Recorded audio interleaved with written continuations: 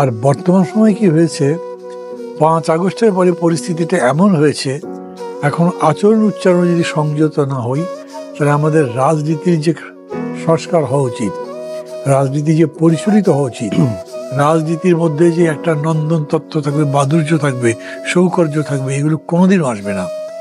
তো সেই অর্থে আমি বলছি,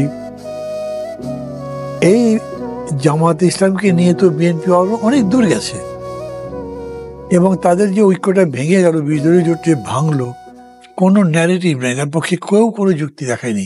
এই জন্যে আমরা থাকতে পারলাম না। না বলাতে আপনাদের রাজনৈতিক অবস্থা তো আগের মতোই আছে, যে তাদের সাথে ঐক্য করা যায়, যেহেতু এটিকে কন্ট্রাডিক্ট করে অ্যাকশনটা দেননি।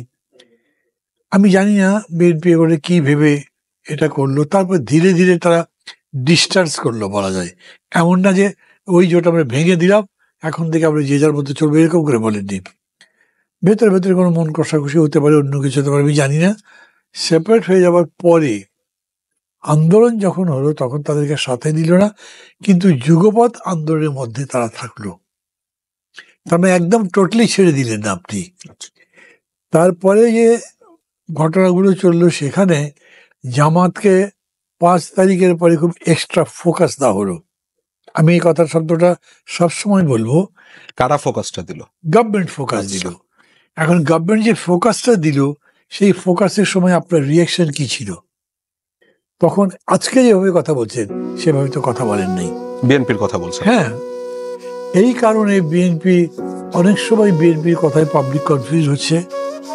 তারা হঠাৎ করে বলে ফেললো যে 3 মাসের মধ্যে ভোট দিতে হবে। মানুষ সমর্থক যারা, তারাই সাইলেন্টলি রিয়াক্ট করলো, এটা কোনো কথাই হলো না। তখন তারা আবার কথা বদলালো, বদলায় বললো যে 6 মাস দেবো। এটাও বোঝা গেল যে মানুষ এটা অ্যাকসেপ্ট করছে না। তখন তারা বললো যৌক্তিক সময় দেব। এখন মানুষ এটাকে মেনে যাচ্ছে, এটা কোনো ব্যাখ্যা হয়নি। ঠিক একইভাবে এইখানে যেরকম তাকে বললো যে আপনার স্বাধীনতা যুদ্ধে ভূমিকা কী ছিল, কোন সেক্টরে যুদ্ধ করেছেন, কোন কমান্ডার ওয়ার্ডে যুদ্ধ করেছেন, এই প্রশ্নগুলো তো কোনো নতুন নয়, আগেরই প্রশ্ন। এবং এইটা দিয়ে যদি কেউ দেশপ্রেম সম্পর্কে তাদের কথা বলে, তাহলে এই দেশপ্রেম কি এখন বন্ধ হলো? যখন আপনারা একসাথে আন্দোলন করেন তখন কি ছিল? বিএনপির political narrative is never clear.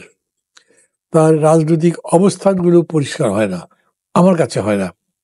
কিন্তু বিএনপি দেশের অনেক বড় পার্টি, দেশের গণতান্ত্রিক আন্দোলনে, ফ্যাসিবাদের বিরুদ্ধে আন্দোলনে তাকে লাগে, তাকে ছাড়া এটা হয় না।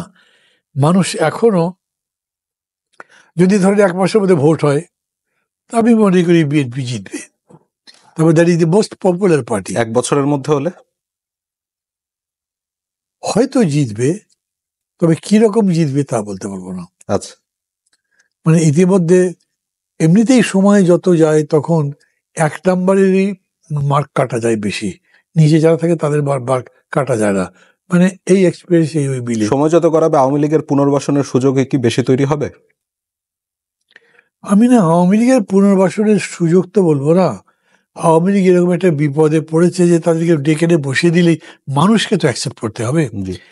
মানুষ বিএনপিকে আওয়ামী লীগ একটা লুটেরা দল মনে করে, ডাকাত দল মনে করে। ভোট আওয়ামী লীগের নাকি একটা ভোট ব্যাংক আছে, 20%, 25% হোক, সে থাকতেই পারে। আচ্ছা, আগে আপনার 33%, 35% ছিল, এখন 15% হলো। এটাকে আপনার ভোট ব্যাংক আছে বলে বলবেন, এটা মানবে না।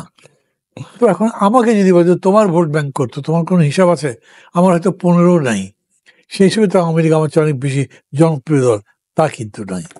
মানুষ আমার দল সম্পর্কে এই সমালোচনা করবে না, কিন্তু তাদের সম্পর্কে করছে। তারপরেও ওই লোকগুলো তাদের সাথে আছে, প্র্যাকটিস হিসেবে, ঐতিহ্য হিসেবে আছে।